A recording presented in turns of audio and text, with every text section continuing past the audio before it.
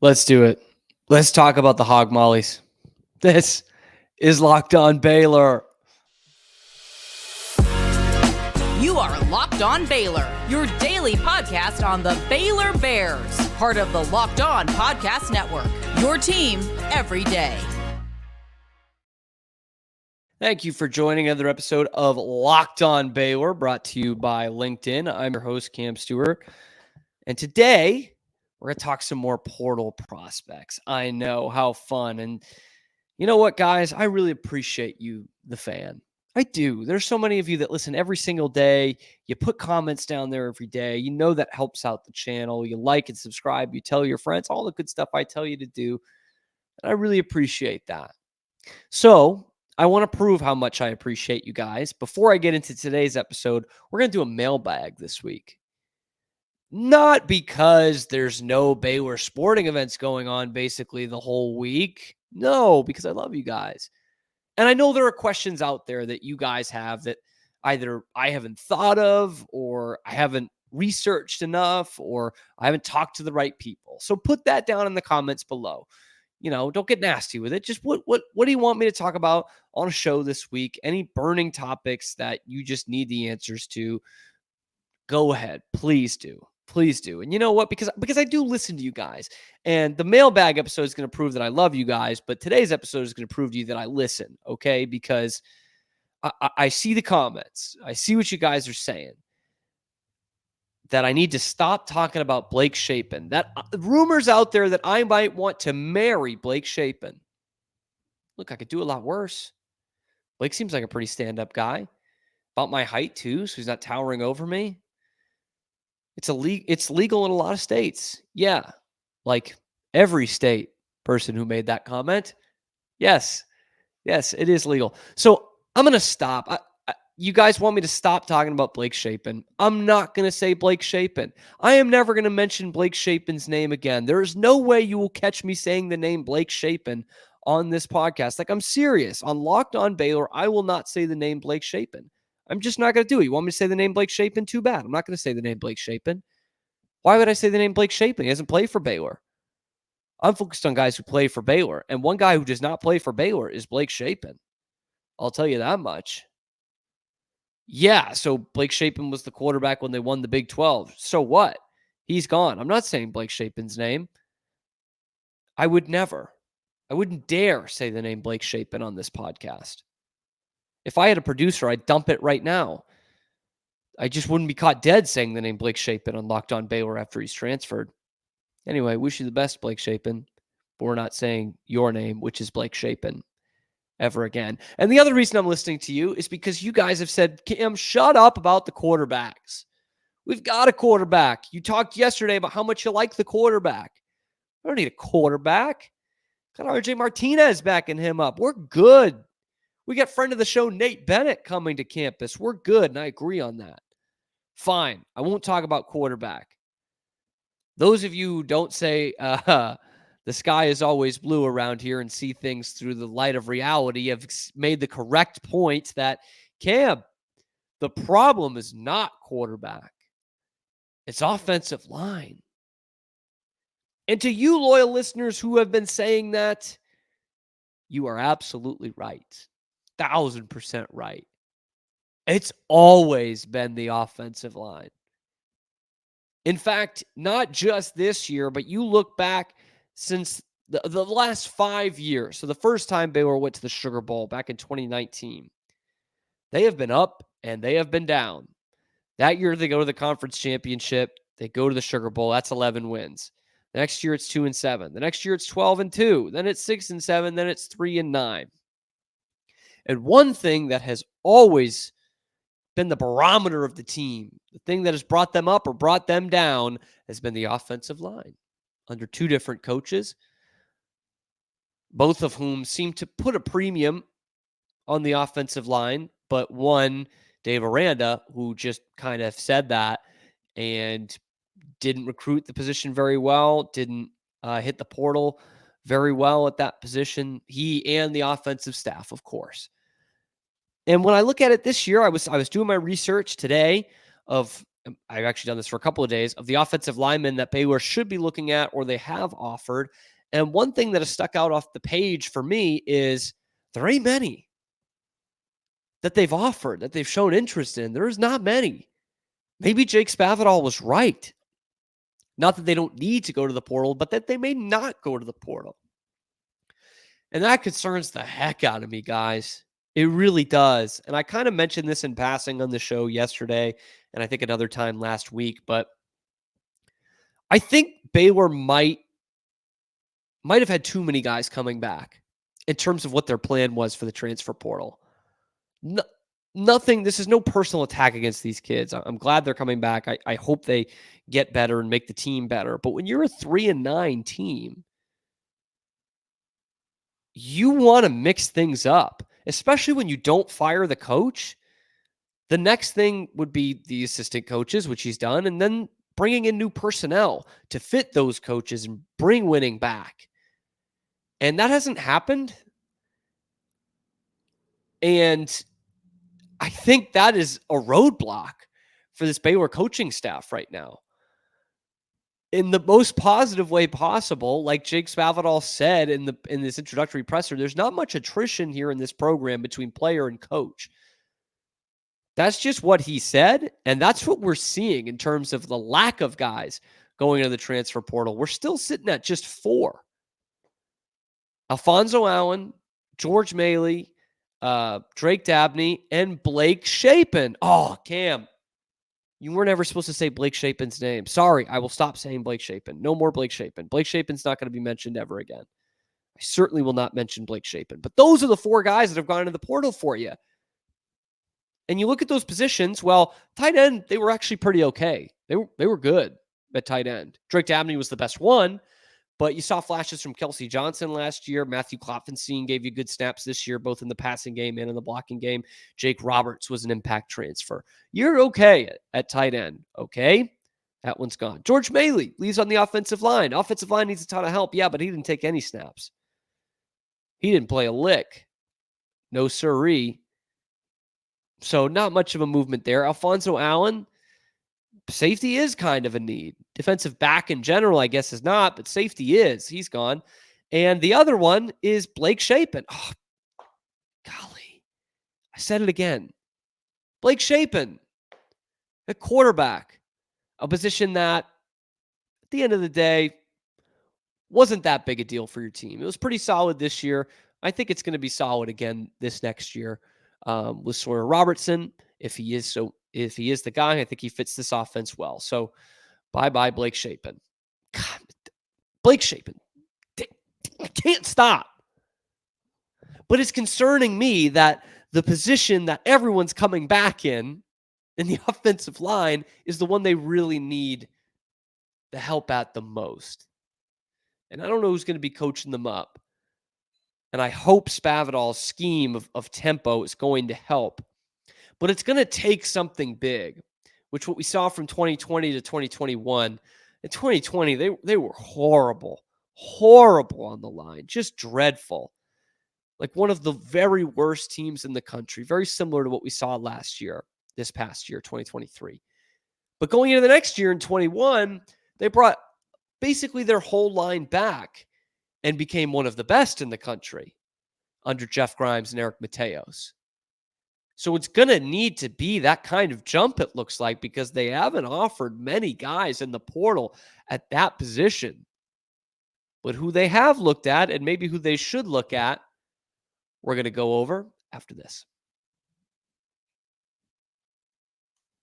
But first, I got to tell you, today's episode is brought to you by LinkedIn Talent Solutions. When you're hiring for your small business, you want to have as many top-tier candidates as possible to interview. That's why you have to check out LinkedIn Jobs. LinkedIn Jobs has the tools to help you find the right professionals for your team faster and for free. It's not like any other job board. It has a vast network of more than 1 billion professionals, which makes it the best place to hire. And hiring is easy when you have that many quality candidates. So easy, in fact, that 86% of small businesses get a qualified candidate within 24 hours. Okay, LinkedIn knows you're wearing a ton of different hats when you're running your small business. You haven't got time to put out all this hiring stuff. LinkedIn's going to do that for you.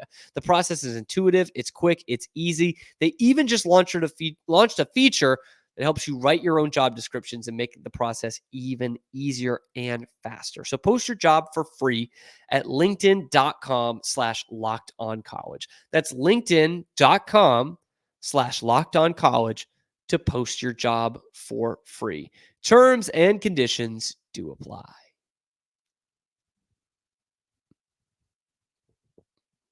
All right, so I can sit here and bitch and moan all season long, all off season long about how bad the offensive line is. And I do kind of do that. But let's look at some solutions. I'm going to go the John Taffer route. I don't embrace excuses. I embrace solutions. Okay, so let's look at who is available, who is in the portal. Now, I kind of mentioned it in the last segment. There is a world, and this happens in college football more so than just that one Baylor year. It doesn't happen all the time, but it does happen where you bring in a lot of the same personnel that you had last year and you improve. And I will say one thing about the offensive line in general is it is more chemistry based than any position on the field, maybe any position in sports in a lot of ways. I think chemistry in a lot of sports is overrated. If you have talent and you have IQ, then it's going to be there. You're going to have a winning formula. But with the offensive line, it's a unit. It's a unit that has more players on the field than anybody else, and you've got to work in lockstep. And if one guy doesn't do their job, it can all go haywire. That's why football's the ultimate team sport. And within football, the offensive line is the ultimate team unit. And it was not there this year for Baylor. And they did bring in some new guys, the Barrington brothers being the notable ones in the transfer portal. So you look at them and you're like, okay, first couple weeks, it's not a good product. I think they had 8 pre-snap penalties in week 1 in the loss to Texas State. And so you do need to have some cohesiveness, some continuity. Well, Baylor didn't really have a lot of injuries on the offensive line this year. They, for the most part, kept out the same 5, and it never got better. It did not get better. Again, they allowed more sacks than anybody in the country, or in the Big 12. And I think their worst performance as an offensive line was in October against Tech. So I can't use that excuse. I just can't. They've gotten enough time together to be a cohesive unit. And so to me, that says, yeah, maybe bringing back the same personnel can work, but let's look at the portal and see what the options are, because I'm putting my money a little bit more there right now. Guys who have experience at the highest level of college football and have succeeded in doing so and been a part of good offensive line units. So let's look at these options. I'm going to start with the 2 guys that I have seen that play on the line that Baylor has actually offered. Okay. First one is Sterling Porcher, a tackle from Middle Tennessee. And before I get into him, I should say the way I'm looking at this isn't the same as the way I was looking at it last year when, you needed a center for Baylor going into the season, but you really needed tackles with Connor Galvin leaving. That's not so much the case this year. If you are going to hit the portal, you're going to need to look at any position. Any offensive line position will do.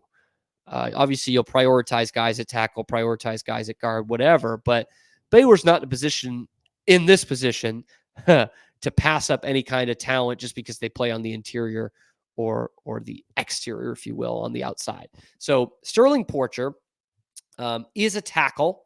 Okay, he's 6'4", 304.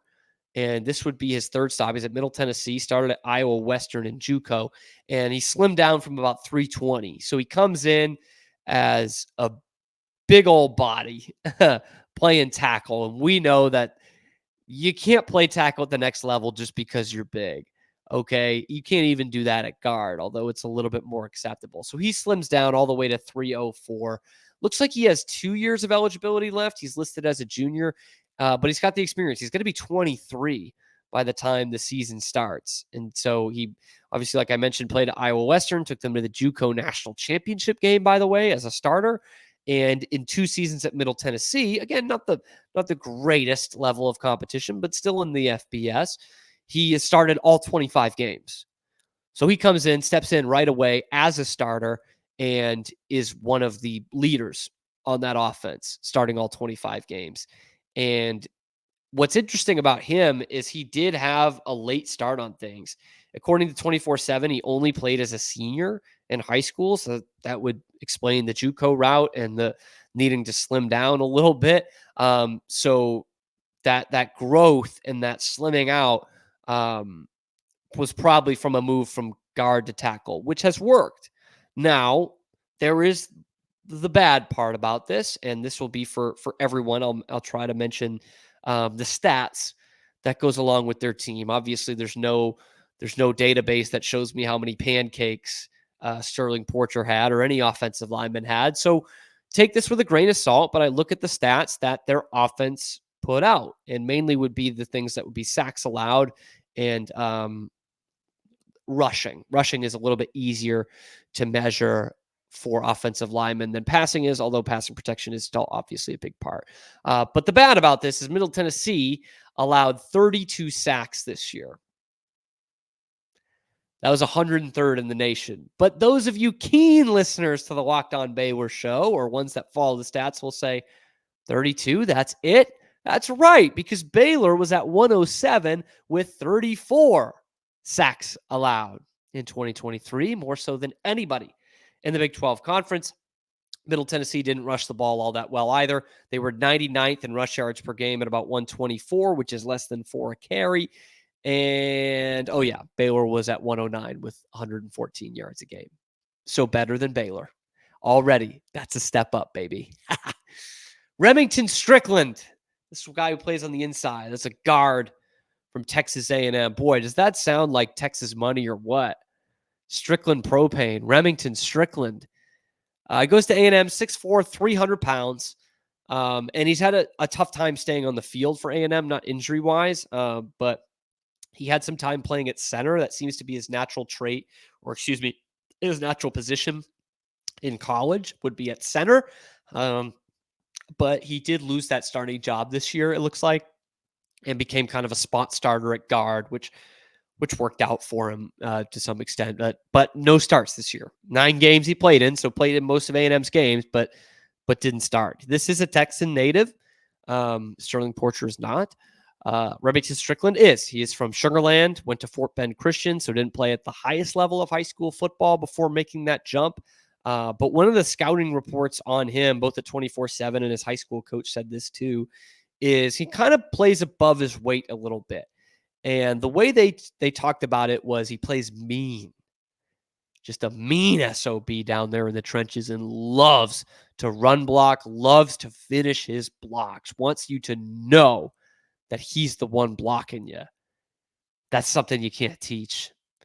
Is it going to be able to overcome kind of the physical quote unquote deficiencies? I use that term lightly. I don't know, but you can't teach nasty. You can't do that. It just has to be something you're born with. And at this position where it's just a constant struggle, you have to have that in you. And Remington Strickland does. And like most of the guys at A&M, I think he's just looking for another opportunity. And that's one that could be really intriguing at Baylor. Now, 2 more who have not been offered by Baylor. I'm going to go through these quick. Easton Kilty, he's a tackle from North Dakota, one of the University of North Dakota, which was actually my second choice college, by the way, if it wasn't Baylor. So he is a guy who has started all 3 years. Every game since his redshirt freshman season, which was 2021, playing both guard and tackle, mainly on the right side. 6'5", 305, prototypical body for an offensive lineman. A little bit on the smaller end of tackle, but could probably still play tackle at this level, no doubt. Has had plenty of offers. Auburn, Tech, A&M, Oklahoma State, and he just did his official visit at Kansas State. So again, Baylor has not offered him. Probably a little late in the game for that, but he is one of the most sought-after guys in the portal. And another one who's in that top 15 range, at least by, I think it was On 3 who did this for the transfer portal, Jalen Travis. from the Princeton Tigers, baby. The kid's got smarts, and he can sure block for a quarterback. 6'9" and 315 pounds. You don't notice when Jalen Travis walks into the room. He is the room. All Ivy the last 2 years. Left tackle, beautiful. I mean, this guy's a legitimate pro prospect in the Ivy League. And his team at Princeton last year was number 1 in passing and number 2 in total offense. The guy can pass block for some skill players. Now, they did have less rushing yards per game this year than Baylor did. Whatever. Not a Texas guy. He's a Minnesota native.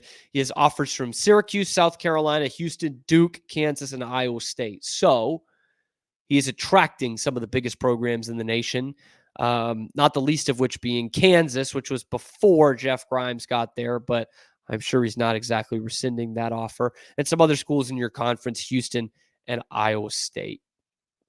So those are 4 guys I'm looking at. Now, I will keep an eye on it here in the next few days, but does anyone jump off the page for you there? I like the things that people are saying about Remington Strickland, but we haven't exactly seen the production on the field. Sterling Porcher, we have seen the production on the field. It's just at a little bit of a lower level, not a huge level. So those are the guys that I have got circled at offensive line. Now, there are some skill positions we still do need to talk about. That's coming up after this break. A break that is brought to you by FanDuel, America's #1 sports book. Right now, new customers get $150 in bonus bets with any winning $5 money line bet. That's right, $150 if your team wins. And if you've been thinking about joining FanDuel, there's no better time than right now. There's all these sports going on. You're going to have to watch them at family parties, and you don't want to be talking to people, at least if you're me. So you want to be focused in on whatever game is in front of you. That's where FanDuel steps in because they have got spreads, player props, over-unders, anything you can think of to bet on. They have got it. And if that doesn't convince you it's the best time, how about this? Go to FanDuel.com/lockedon, and you get that deal that I started with at the beginning. New customers get $150 in bonus bets with any winning $5 money line bet. $150 if your team wins. FanDuel.com/lockedon. FanDuel, official partner of the NFL. So there are some skill positions left. Looking at wide receiver, I'm just going to highlight one guy today. And it's not even the one who's number 1 on my list, but there's an interesting development here. The number 1 guy on my list is Jamori Macklin from UNT, who has been offered by Baylor. He's the cousin of Jeremy Macklin, but don't let that stand on its own. His production can stand on its own. He went over 1,000 yards this year. He was a big play guy out of the slot for a good UNT offense. He is an NFL receiver. He truly is. And another one who kind of fits the mold of NFL receiver is one that's in a little bit of a pinch right now. Okay. I'm talking about Eric McAllister. He's a wide receiver from Boise State, and he had a big year this year. 47 receptions, 873 yards, 5 touchdowns, 19 yards a catch. He is that outside receiver that Baylor could really, really use. 6'4", 200 pounds, long and lanky.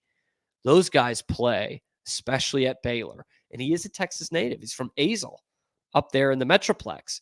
And the kind of good/bad of this is he did leave his team early.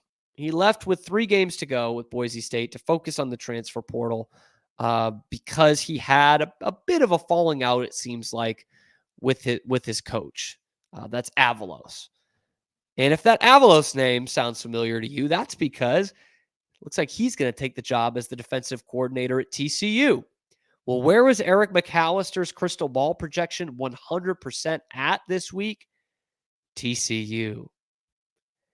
So I think they had him in the door. And this could mess everything up. He's not pulled punches about it. He has said it in interviews. I think it was Bronco Nation Daily was the one who had it, saying, yeah, they were at ends. And he didn't comment much further, but could tell that he just had a deteriorated relationship with his head coach. And now that guy's going to be in the same locker room on the different side of the ball, sure. But in the same locker room, I don't think Eric McAllister's going for that. I really don't. And I think TCU might have to pick DC or this receiver. And they're probably going to pick DC, which means Eric McAllister might open things up even more in the transfer portal. He's already got a relationship with Jake Spavital. Remember how Jake Spavital didn't really recruit a lot of Texas high school football guys when he was at Texas State? I do. I remember that. He was a big portal guy. Now he's forgotten those ways, apparently. But one of the few guys that he did recruit out of high school, so a real diamond in the rough, clearly a special player if Spavital's looking for him out of high school, is Eric McAllister. Wouldn't you know? So there's a relationship there. And there's a relationship with the DC at TCU, but it ain't very good. So this is just interesting to me. I think bringing in someone like McAllister to play on the outside is just going to prove huge dividends for your offense in general, but also Keytron Jackson. I really think I just see Keytron Jackson as more of a wide receiver anyway. Someone who can still play on the outside, but is physical and clearly struggled this season when drawing the other team's best assignment, their best corner.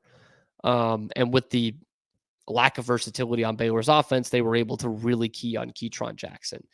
Baylor hasn't had a receiver that teams have needed a game plan around since Tyquan Thornton left. And I think Eric McAllister has some Tyquan Thornton in him. I mean, he's a burner, and he can open things up in the red zone the way we saw Tyquan did, that we didn't really see Tyquan do in 2019 or 2020. But a guy with that kind of length and those kind of ball skills and how quick they are off the line, that's a real red zone threat. And Baylor stunk in the red zone this year. I mean, they stunk most of the places, but when they got near that red zone, it was bad. It was atrociously bad. So Eric McAllister, if you don't like that Avalos guy, come on. We're here. Just, 100 miles down the road. Got a beautiful stadium. Got a better basketball team. Have a Big 12 championship more recently. Don't look at the record against TCU, but come on down here and help us turn that around, Eric.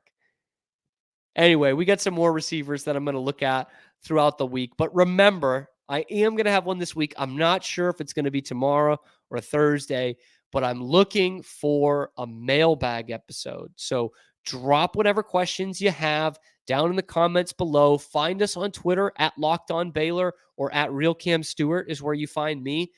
Shoot us a DM, tweet at us, send us a question. I am literally going to spend a whole episode just answering y'all's questions as a time to kind of catch up here at the end of a wacky football season and in the middle of what's supposed to be a very promising basketball season. And before you guys have to deal with the in-laws and, all the great stuff about Christmas too. Drop that in the comments below. We're going to do a little mailbag. Be sure to like and subscribe, share, find us on social media. This is the only place you're getting nothing but Baylor athletics content 5 days a week from something that's not called Baylor University. Thank you for making it your first listen today and every day. We'll be back tomorrow with Locked On Baylor.